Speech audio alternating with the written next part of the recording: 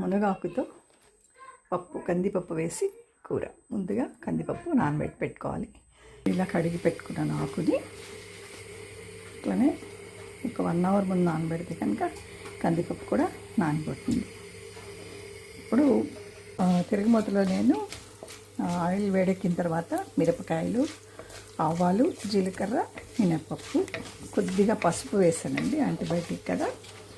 అసలు మునగతో చేసినది ఏదైనా సరే, మునగాకు, కాడలు, ఆకుతో పొడి కూడా చేస్తారు. ట్రై చేసి ఏది చేసినా కూడా ఆరోగ్యానికి చాలా మంచిది. Full of calcium and iron. Diabetes వాళ్ళకు కూడా బాగా పనిచేస్తుంది ఇది. కొంచెము ఇంగు కూడా వేస్తున్నాను నేను.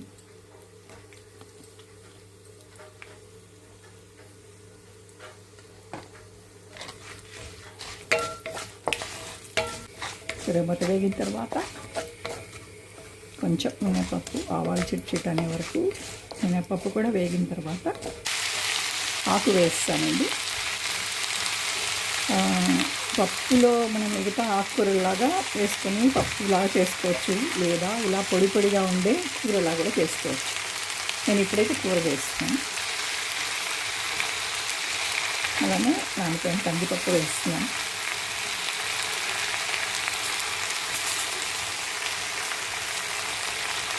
రెండు కలిపి ఉప్పు వేసి మూత పెట్టాలండి.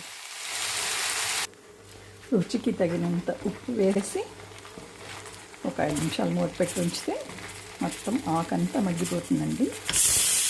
కందిపప్పు కూడా ముందే మనం నానబెట్టుకున్నాం కాబట్టి చాలా తొందరగా ఉడికిపోతుందండి. చాలా ఫాస్ట్గా అయిపోతుంది. ఉప్పు వేసి కలిపాను నేను. ఇప్పుడు నేను మూత పెట్టేస్తాను.